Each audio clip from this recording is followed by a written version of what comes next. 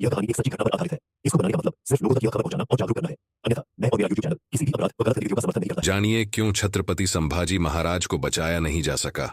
नमस्कार दोस्तों, मेरा नाम हिमांशु है। स्वागत है आपका रोचक कहानी के यूट्यूब चैनल पर। आज की कहानी जानिए क्यों छत्रपति संभाजी महाराज को बचाया नहीं जा सका। 40 दिन तक दरिंदगी झेलते रहे लेकिन झुके नहीं। छत्रपति संभाजी महाराज मराठा साम्राज्य के दूसरे शासक थे और अपने वीरता, रणकौशल और मुगलों के खिलाफ संघर्ष के लिए प्रसिद्ध थे। उनकी मृत्यु का कारण और उन्हें 40 दिनों तक न बचाने की ऐतिहासिक पृष्ठभूमि बेहद महत्वपूर्ण है। 5 फरवरी 1689 को मुगलों ने संभाजी महाराज को संगमेश्वर, महाराष्ट्र में धोखे से बंदी बना लिया। इसके पीछे एक बड़ा षड्यंत्र था। औरंगजेब की सेना लंबे समय से संभाजी महाराज को पकड़ने के प्रयास में थी। मुगल सेना के प्रमुख मुखर्रब खान और बहादुर खान पन ने गुप्तचरों की मदद से यह योजना बनाई। संभाजी महाराज के साथ उनके विश्वासपात्र मंत्री कवि कलश भी पकड़े गए। 40 दिनों तक अत्याचार क्यों हुआ? गिरफ्तारी के बाद औरंगजेब चाहता था कि संभाजी इस्लाम कबूल करें ताकि मराठा साम्राज्य पर मुगलों की पकड़ मजबूत हो जाए। स्वराज्य की जानकारी दें। वे चाहते थे कि संभाजी महाराज मराठा किलों, सैन्य योजनाओं और सहयोगियों के बारे में बताए। 3 मुगल सम्राट की अधीनता स्वीकार करें जिससे मराठा साम्राज्य समाप्त हो सके। संभाजी महाराज ने इन शर्तों को सिरे से नकार दिया और अत्याचार सहन किए लेकिन आत्मसमर्पण नहीं किया। अत्याचार के 40 दिन गिरफ्तारी के बाद मुगलों ने तुलापुर, पुणे के पास ले जाकर 40 दिनों तक संभाजी महाराज पर भयंकर अत्याचार किए।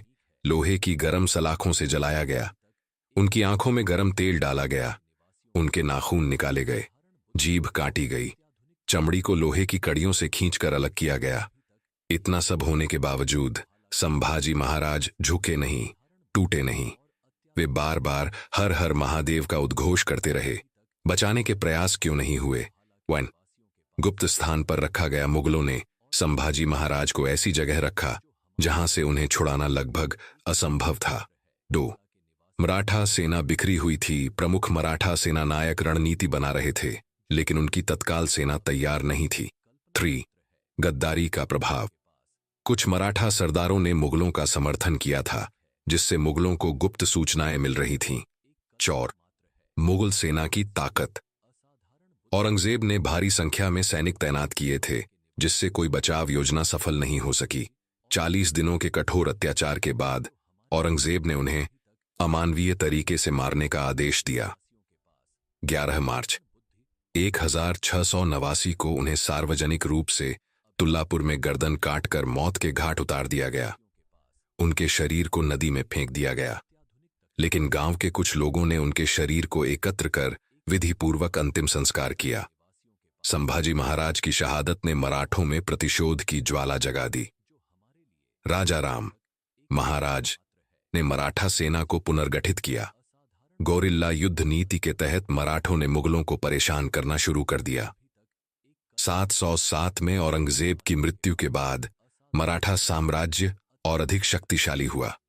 संभाजी महाराज ने अपना धर्म, स्वाभिमान और मराठा गौरव बचाने के लिए अपने प्राण न्यौछावर कर दिए। वे झुके नहीं बल्कि शत्रु के सामने वीरगति बाक प्राप्त की।